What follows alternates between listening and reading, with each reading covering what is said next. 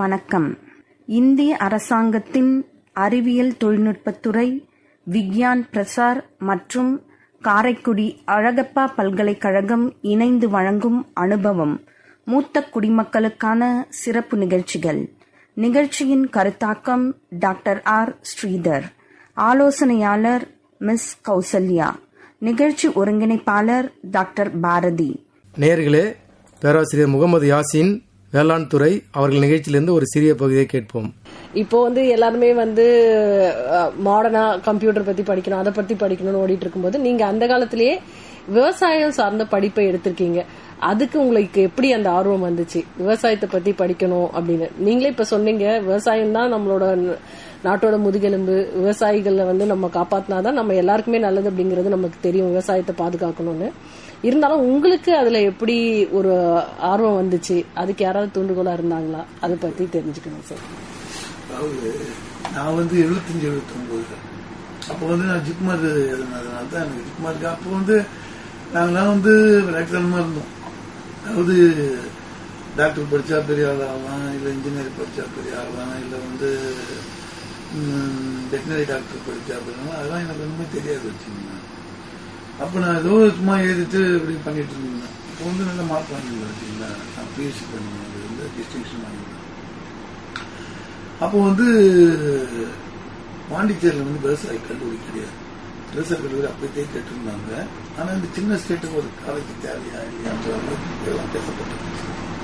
அது அந்த காலத்துக்கு முன்னாடி மினிஸ்டர் மத்திய மினிஸ்டர் ஜவஹர்லால் இருக்கும்போது நம்மளுக்கு கேள்வி கொடுத்தாங்க. ஃபர்ஸ்ட் கேள்வி பாண்டிச்சேரியில் அதை தான் கேள்வியை கொடுத்து அதை ஆலோசனை பண்ணி பாண்டிச்சேரி மக்களுக்கு உபயோகமா இருக்கும் பண்ணது.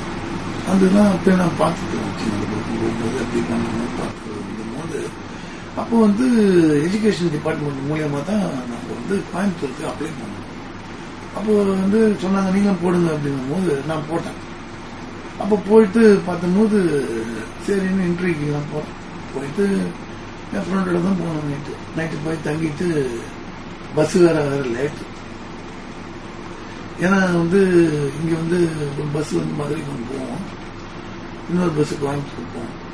எப்படியோ ஏறி மாறி போனோம். போயிட்டு காலங்காத்தான் போய் ஒரு ரூம் எடுத்து தங்கிட்டு உள்ள முறையெல்லாம் இன்டர்வியூல பேர் கூப்பிடுறாங்க, டக்குன்னு உள்ள முறையதான். இதுதான் எனக்கு கிடைச்ச அதிர்ஷ்டம். இல்லைன்னா கண்டிப்பா அன்னைக்கு எனக்கு கிடைச்சிருக்கு. நான் லேட்டா போனிருந்தாலும் நான் டக்குன்னு போய் அந்த கூப்பிடுற நேரத்தில் நுழைஞ்ச உடனே எனக்கு கிடைச்சி.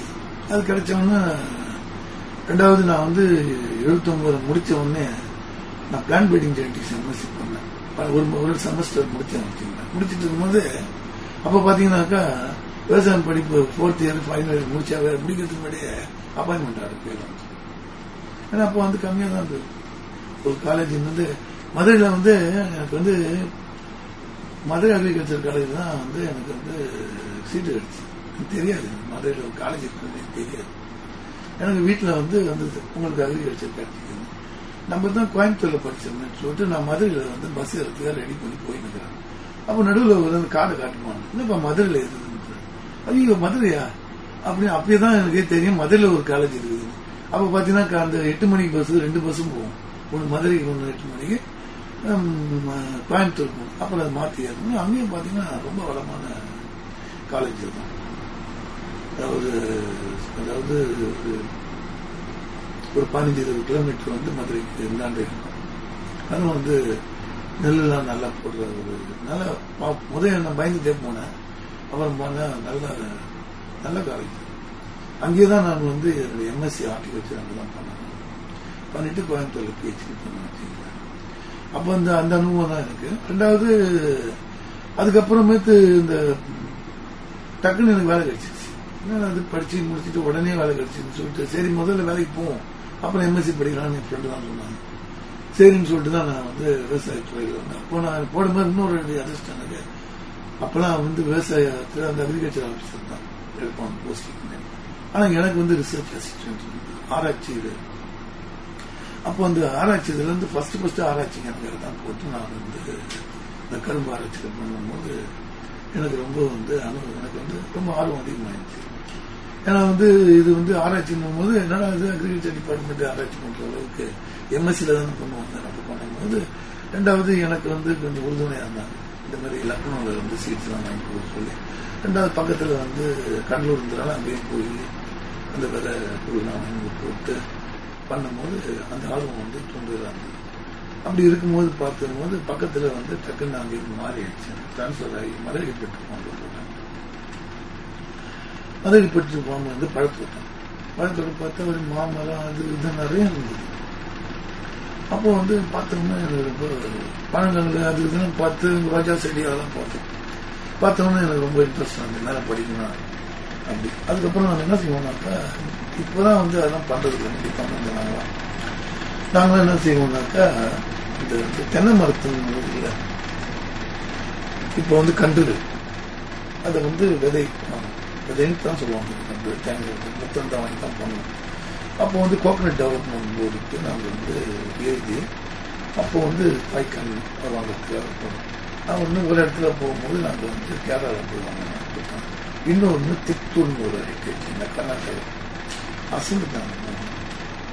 ஒவ்வொரு மரமும் பார்த்தீங்கன்னா எவ்வளோ ஹைட்டு தேங்காய் ஒன்றுன்னா அவ்வளோ ஒரு பெருசு.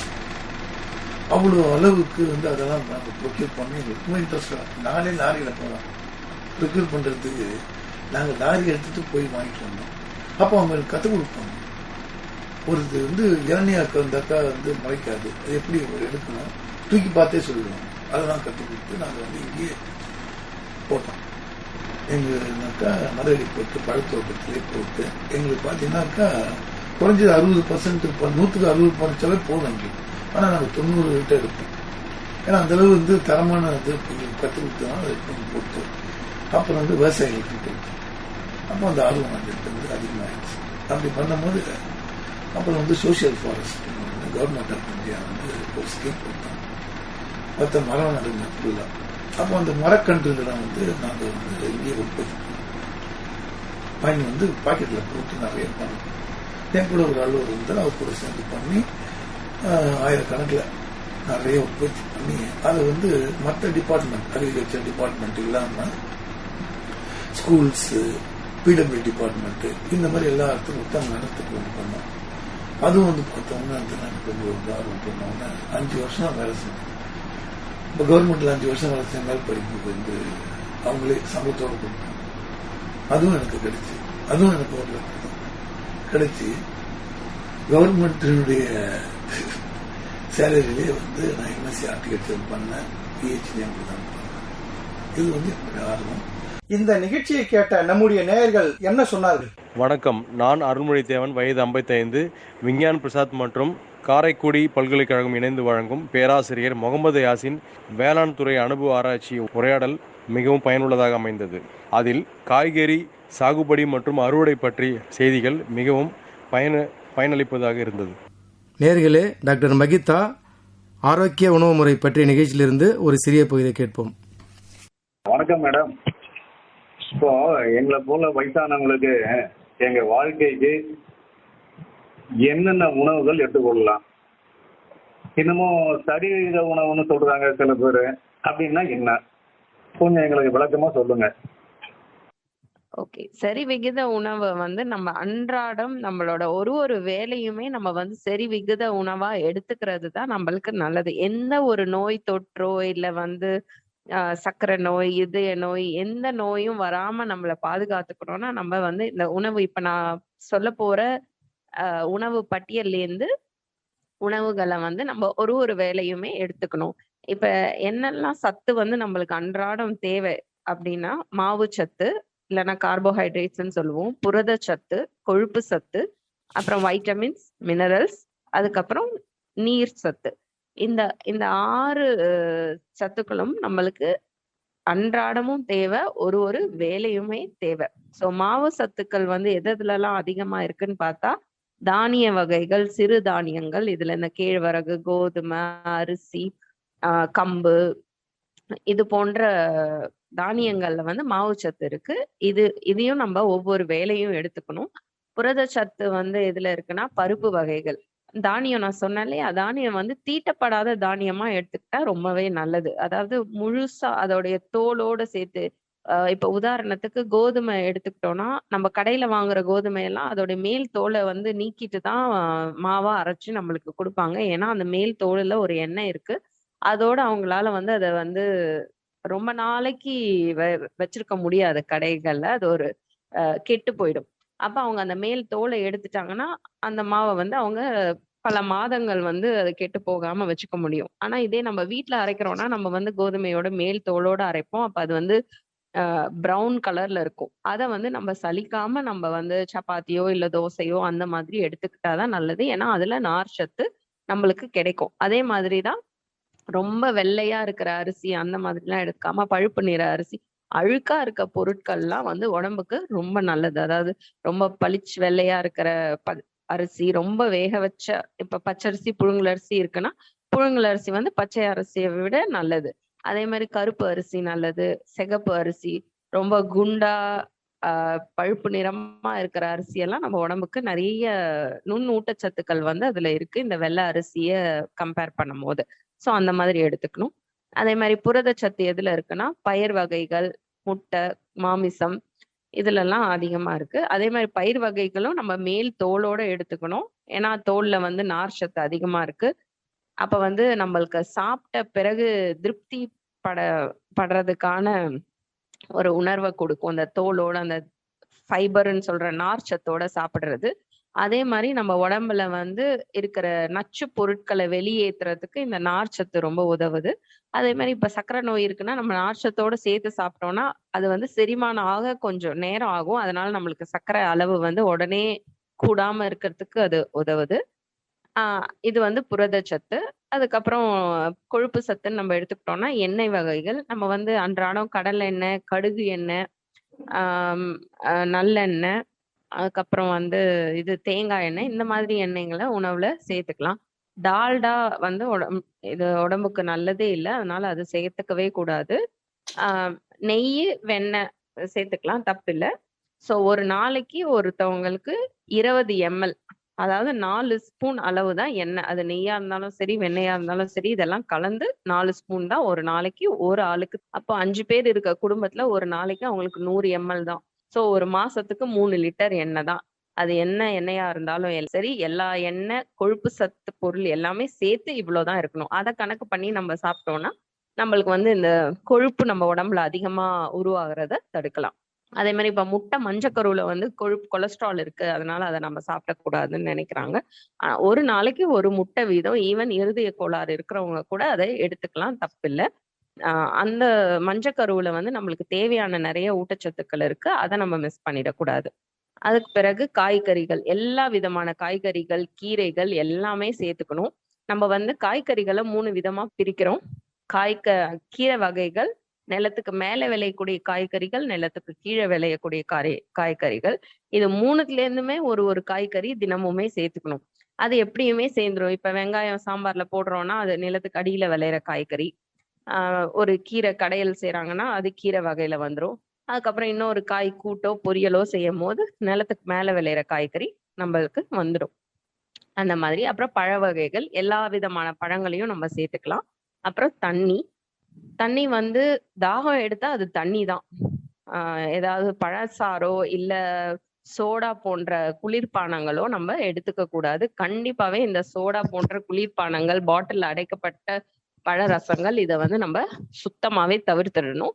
டப்பால அடைச்ச சாப்பாடு, கவர்ல எந்த பதப்படுத்தின உணவும் நம்ம சாப்பிடாம இருக்கிறது ரொம்பவே நல்லது. இப்ப நான் சொன்ன எல்லாமே வந்து ஒரு ஒரு வேலையும் சேர்த்துக்கணும். ஸோ எவ்ளோ அளவு எடுத்துக்கலாம்னா, இப்ப உங்களோட ஒரு தட்ட வந்து நீங்க 4ஆ பிரிச்சீங்கன்னா, அதுல 2 பகுதி வந்து காய்கறிகளும், பழங்களும் இருக்கணும். ஒரு பகுதி வந்து தானிய வகைகள், இன்னொரு பகுதி வந்து புரதச்சத்து இருக்கிறது. இப்ப வயசானவங்கலாம் புரதச்சத்த அறவே ஒதுக்கிடுறாங்க. ஏன்னா வந்து ஆ வாயு தொல்லை அதிகமா இருக்குன்றதுனால, அப்படி செய்யக்கூடாது. புரதம் வந்து ரொம்ப உங்க உடம்புக்கு தேவை. உங்களோட உடல் வலிமைக்கும், உங்களுக்கு நடக்கிறதுக்கான சக்தி குடுக்குறதுக்கும், உங்களுக்கு புரதம் தேவை. உங்களோட எலும்புகள வலுவா வச்சுக்கிறது எல்லாத்துக்குமே புரதம் தேவை. புரதத்த நீங்க ஒதுக்கவே கூடாது. சோ அந்த வாய்வு தொல்லைய எப்படி நம்ம வந்து சரி பண்ணிக்கலான்னு பார்த்தா, பருப்புகள வந்து ஒரு இரவு முழுவதும் ஊற வச்சுட்டு அந்த தண்ணிய கொட்டிடணும். அதே தண்ணிய வந்து வேக வைக்க பயன்படுத்தக்கூடாது. சோ அதுல எந்த சத்தும் உங்களுக்கு போகாது. அதனால அத பத்தி கவலைப்பட வேணாம். சோ அந்த தண்ணிய கொட்டிட்டு தனியா பருப்ப வேக வச்சு அந்த தண்ணியுமே கொட்டிட்டு திரும்ப நீங்க சாம்பார்லயோ கூட்டுலயோ சேர்த்து சீரகம், பூண்டு, இஞ்சி, பெருங்காயம் இதெல்லாம் நீங்க சேர்த்துக்கிட்டீங்கன்னா கண்டிப்பா உங்களுக்கு வாய்வு பிரச்சனை இருக்காது. இந்த வாய்வு பிரச்சனைக்காக புரதத்தை வந்து ஒதுக்க கூடாது. இந்த மாதிரி நீங்க சொல்லுங்க. மேடம் இப்ப இதுலயே வந்து ஒரு கொஸ்டின் என்னன்னு பாத்தீங்கன்னா, இப்ப நீங்க வந்து அந்த புரதம் வந்து நீங்க சொல்றது கரெக்ட். அதாவது வயோதிக மக்களுக்கு எல்லாம் பாத்தீங்கன்னா அந்த இந்த மாதிரி சும்மா ஒரு கடலை கொடுத்தா கூட அவங்க வேண்டாம், எனக்கு வாயு பிடிச்சுக்கும், எனக்கு கேஸ் ஃபார்முன்னு சொல்றாங்க. அப்ப இந்த கேஸ் ஃபார்மேஷனை தடுக்கிறதுக்கு வந்து நீங்க இந்த மாதிரி ஊற வைத்து நல்லா வேக வைத்து சாப்பிட்டாலே போதும்ன்றீங்களா?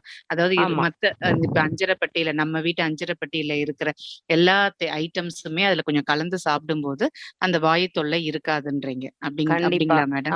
ஆமா. முளைக்கட்டின பருப்பா எடுத்துக்கிட்டாலும் அது வாய்வு தொல்லையை குறைக்கும். அதே மாதிரி பூண்டு, மஞ்சள், சீரகம், இஞ்சி, பெருங்காயம் இதெல்லாம் வேக வைக்கும் போது நம்ம சேர்த்துக்கிட்டோம்னா கண்டிப்பா இந்த பிரச்சனையை வந்து தவிர்க்க முடியும். Okay madam. இந்த நிகழ்ச்சியை கேட்ட நம்முடைய நேயர்கள் என்ன சொன்னார்கள்? என்னுடைய பெயர் ராமு. நான் நிலா சமுதாய வானொலி மூத்தவர்களுக்கான அனுபவ நிகழ்ச்சியை கேட்டேன். அதில் டாக்டர் மகிதா அவர்கள் ஆரோக்கிய உணவு முறை பற்றி, அதுவும் குறிப்பாக முதியோர்கள் ஆரோக்கியமான உணவு முறை எப்படி பின்பற்ற வேண்டும் என்பதை மிக தெளிவாக எடுத்து கூறினார்.